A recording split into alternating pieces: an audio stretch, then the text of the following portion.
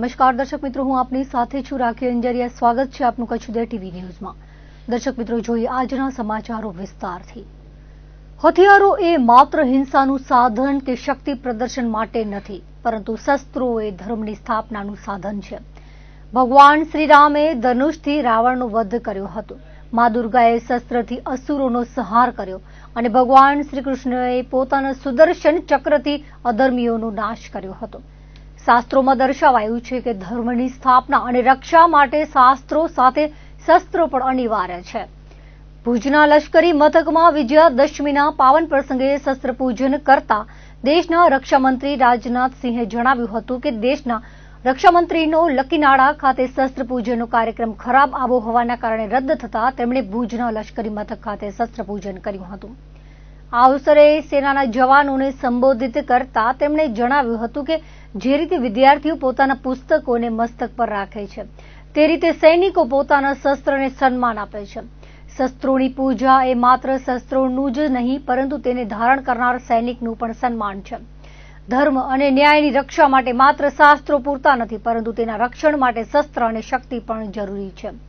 રક્ષામંત્રીએ વધુમાં જણાવ્યું હતું કે શાસ્ત્રોના મામલે ભારત આદિકાળથી સમૃદ્ધ છે, હવે શસ્ત્રો મામલે પણ સમૃદ્ધ થયું છે। ભારત હવે માત્ર શસ્ત્રોનો ઉપભોક્તા જ નહીં, નિર્માતા અને નિકાસકાર પણ બન્યું છે। શસ્ત્રો મુદ્દે ભારત આત્મનિર્ભર બન્યું છે। ભારત જેવા વિશાળ અને વિવિધતાપૂર્ણ રાષ્ટ્ર માટે શસ્ત્રોનું સવિશેષ મહત્વ છે।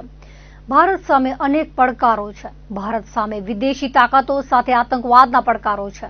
ઓપરેશન સિંદૂર વખતે ભારતની સેનાએ સાબિત કર્યું હતું કે ભારતની અખંડિતતા સામે આંખ ઉઘાડનારને મુંહતોડ જવાબ આપવા માટે દેશના સુરક્ષા બળો સંપૂર્ણ સજ્જ છે। ઓપરેશન સિંદૂરથી યુદ્ધ ભારતનું લક્ષ્ય રહ્યું ન હતું।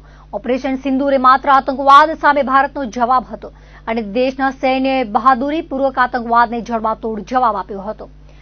ભારતીય સેનાએ વારંવાર પોતાના શૌર્યનો દુનિયાને પરિચય આપ્યો છે। કચ્છના સિરક્રિક વિસ્તારનો ઉલ્લેખ કરતા તેમણે જણાવ્યું હતું કે સિરક્રિકનો પ્રશ્ન 78 વર્ષથી ઉકેલાયો નથી। ભારતે અનેક વખત વાતચીતના માધ્યમથી ઉકેલવાના પ્રયાસો કર્યા છે, પરંતુ પાકિસ્તાનની નિયતમાં ખોટ છે। પાકિસ્તાન હાલે ક્રિક વિસ્તારમાં સૈન્ય માળખું ઊભું કરી રહ્યું છે, ત્યારે પાકિસ્તાનને પડકારતા તેમણે જણાવ્યું હતું કે પાકિસ્તાને એ ભૂલવું ન જોઈએ કે કરાચી જવાનો એક માર્ગ ક્રિકમાંથી પણ પસાર થાય છે। ભૂતકાળમાં ભારતની સેના લાહોર સુધી પહોંચી ગઈ હતી। પડોશી રાષ્ટ્રને ભૂલવું ન જોઈએ। રક્ષામંત્રી વિજયાદશમીના પાવન અવસરે સેનાના જવાનો અને દેશવાસીઓને શુભેચ્છાઓ પાઠવી હતી। આ વેળાએ army chief general Upendra Trivedi, southern army કમાન્ડરના general officer commanding in chief lieutenant general Dhiraj Sheth, 12મી ક્વાર્ટર્સના corps commander lieutenant general Aditya Vikramsingh Rathi, ભારતીય આર્મી, નૌસેના, વાયુદળ, બીએસએફના અધિકારીઓ, વિવિધ પાંખના જવાનો હાજર રહ્યા હતા। आजादी के 78 साल बीत जाने के बावजूद सरक्रीक इलाके में सीमा को लेकर एक विवाद खड़ा किया जाता है।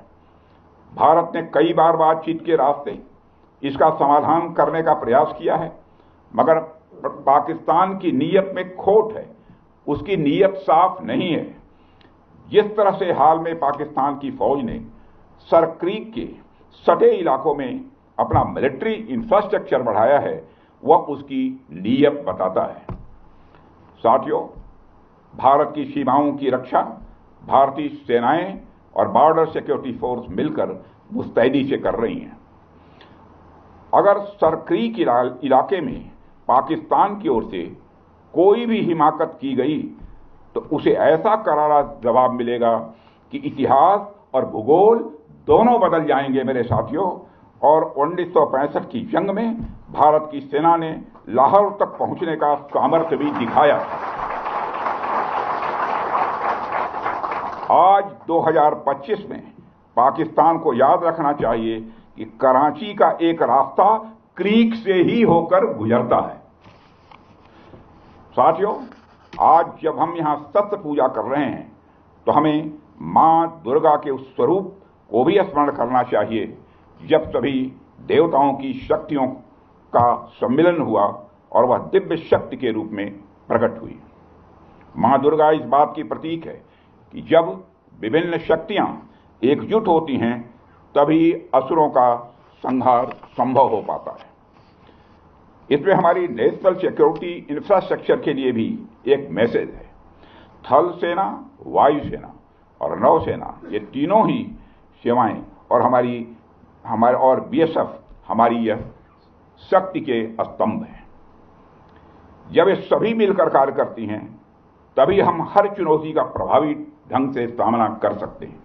और हमारी सरकार लगातार अपनी सेनाओं के ज्वाइंटनेस पर भी बल दे रही है। साथियों, आज भी हमें ज्वाइंटनेस का ही एक उदाहरण देखने को मिला है। एक्सरसाइज वरुणास्त्र द्वारा हमारी सर्विसेज की संयुक्त क्षमता का प्रदर्शन देखकर मुझे पूरा भरोसा हो गया कि हम हर चुनौती का सामना करने के लिए तैयार हैं और दुश्मन के हर इरादे को नेस्तनाबूद करने के लिए पूर्ण रूप से तैयार हैं। સંરક્ષણ મંત્રી રાજનાથ સિંહે વિજયાદશમીના પૂર્વ સંધ્યાએ ભુજમાં સશસ્ત્ર દળોના જવાનો સાથે પરંપરાગત બડાખાનામાં ભાગ લીધો હતો। આ પ્રસંગે તેમણે વિશ્વના ઝડપથી બદલાતા સ્વરૂપ અને દિવસે ને દિવસે ઉભરી રહેલા જટિલ પડકારો પર પ્રકાશ પાડ્યો હતો। સંરક્ષણ મંત્રી રાજનાથ સિંહે કહ્યું હતું કે ઝડપથી બદલાતા યુગમાં ટેકનોલોજીનું સ્વરૂપ સતત વિકસિત થઈ રહ્યું છે। થોડાક સમય પહેલા જેને આધુનિક ટેકનોલોજી માનવામાં આવતી હતી તે ઝડપથી જૂની બની રહી છે। તેમણે ભારપૂર્વક જણાવ્યું હતું કે પરંપરાગત જોખમો હજુ પણ છે। આતંકવાદ, સાયબર હુમલા, ડ્રોન યુદ્ધ, ઇન્ફોર્મેશન વોર જેવા નવા પડકારોએ બહુપરિમાણીય જોખમોમાં વધારો કર્યો છે। આનો સામનો ફક્ત શસ્ત્રોથી નથી કરી શકાતો। માનસિક શક્તિ, અદ્યતન જ્ઞાન અને ઝડપી અનુકૂલન ક્ષમતા પણ એટલી જ મહત્વપૂર્ણ છે। વિજયાદશમીની શુભેચ્છા પાઠવતા સંરક્ષણ મંત્રીએ તેને અનિષ્ટ પર સારા, અસત્ય પર સત્ય અને અન્યાય પર ન્યાયના વિજયનું પ્રતીક ગણાવ્યું હતું।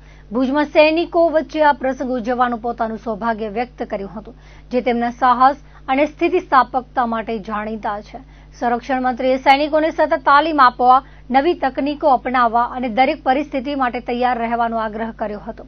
તેમણે કહ્યું હતું કે યુદ્ધો ફક્ત શસ્ત્રોથી જ નહીં પરંતુ શિસ્ત, મનોબળ અને સતત તૈયારીથી જીતાય છે।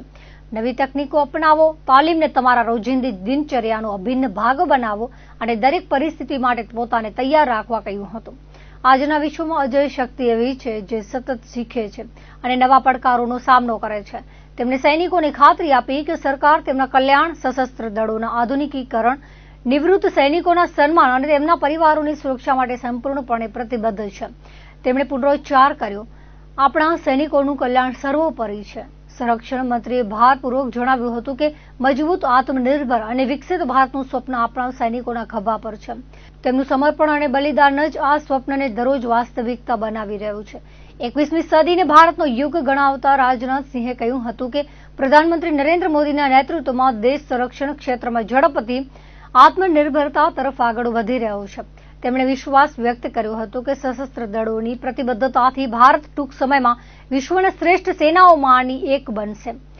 રાજનાથ સિંહે ભુજ અને કચ્છની ભૂમિને આદરાંજલિ આપી, તેને માત્ર ભૌગોલિક સ્થાન જ નહીં પરંતુ ભાવના અને હિંમતની ગાથા ગણાવી હતી।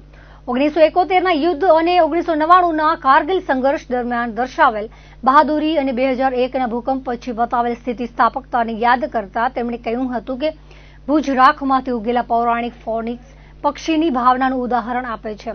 કચ્છની ભૂમિ તેના લોકો અને સૈનિકોની બહાદુરી અને અદમ્ય હિંમતનું પ્રતિનિધિત્વ કરે છે। ફાફડા જલેબીની જિયાફત દશેરાની ઉજવણીનું અભિન્ન અંગ ગણાય છે। કચ્છ અને ગુજરાતમાં વિજયાદશમીના તહેવારની ઉજવણીની શરૂઆત ગરમાગરમ ફાફડા જલેબીના નાસ્તાથી કરવાની પરંપરા રહી છે। સવારથી જ જિલ્લા ભુજ, ગાંધીધામ સહિત જિલ્લાના શહેરી અને ગ્રામ્ય વિસ્તારોમાં ફાફડા જલેબીની ધૂમ ખરીદી જોવા મળી હતી। ફરસાણની દુકાનો અને લારી ગલ્લાઓ પર ગ્રાહકોની લાંબી કતારો જોવા મળી હતી।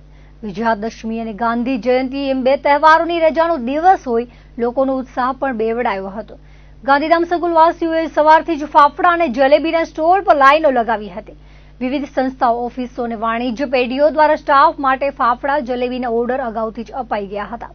ગાંધીધામના Khavda sweet house, Satyam foods, new Sonal dairy farm and sweets, Khavda sweets, આદિપુરના Khavda sweet centre, Khavda top sweet જેવી જાણીતી દુકાનો પર કેસરયુક્ત દેશી ઘીની જલેબી, ફાફડા, ખમણ, ખાંડવી, પાતળા, નાયલોન પાપડી સહિત મીઠાઈની સંકુલવાસીઓએ ધૂમ ખરીદી કરી હતી। જિલ્લા મથક ભુજમાં ખાવડા મેસુગર, ખાવડા સ્વીટ માર્ટ, કંદોઈ છગનલાલ, મોતીચંદ, જિગ્નેશ ફરસાણ માર્ટ, માધાપરમાં બજરંગ સ્વીટ્સ એન્ડ નમકીન વગેરે દુકાનો પર ગ્રાહકોની ભારે ભીડ જોવા મળી હતી. ભુજ અને ગાંધીધામ ઉપરાંત અંજાર, રાપર, ભચાઉ, માંડવી, મુન્દ્રા, નખત્રાણા, નલિયા વગેરે શહેરોમાં પણ ફાફડા જલેબીના સ્ટોલ પર સારી ગરાકી જોવા મળી હતી. રાપરમાં લાખો રૂપિયાના જલેબી ફાફડા લોકો ઝાપટી ગયા હતા. ફાફડા 400 રૂપિયા અને જલેબી 400 રૂપિયાની એક કિલો વેચાણ કરવામાં આવે છે. સિંગતેલ અને દેશી ઘીમાંથી બનાવવામાં આવે છે તેમ ફરસાણના વેપારીએ જણાવ્યું હતું. રાપરમાં અંદાજે 30 લાખના વેચાણ થવાનો અંદાજ છે. તાલુકાભરમાં 70 લાખના ફાફડા જલેબી ખવાઈ જાય છે તેવું જાણકારોએ જણાવ્યું હતું. કચ્છમાં વિજયાદશમીના 21 લાખ રૂપિયાના ફાફડા જલેબીનું વેચાણ થવાની સંભાવના છે. કેટલાક સ્થળોએ ફાફડા જલેબીના ભાવ વધુ લેવાયાની ફરિયાદો પણ ઉઠી હતી. આપણે દર વખતે જેમ દશેરો ઉજવી છીએ એ રીતે આ વખતે પણ એવો દશેરો છે જોરદાર. જેવી રીતના માણસો આ પ્રસંગ ખૂબ જ સ્વાદિષ્ટ, એટલે જે માણસોને ખૂબ ગમે છે આ વસ્તુ. દશેરા એક જલેબી ગાંઠિયા એક પ્રિય વસ્તુ છે. દર વર્ષે રાતના 11 વાગ્યાથી નવમના રાતના 11 વાગ્યાથી લઈ દશેરાના રાત્રે 11 વાગે અમે આ પૂર્ણ કરીએ છીએ જલેબી ગાંઠિયા. દર વખતે અમારો 300 થી 400 કિલોનો ટાર્ગેટ હોય છે. એ હસતે હસતે પૂરા થઈ ગયા છે રાત સુધીમાં.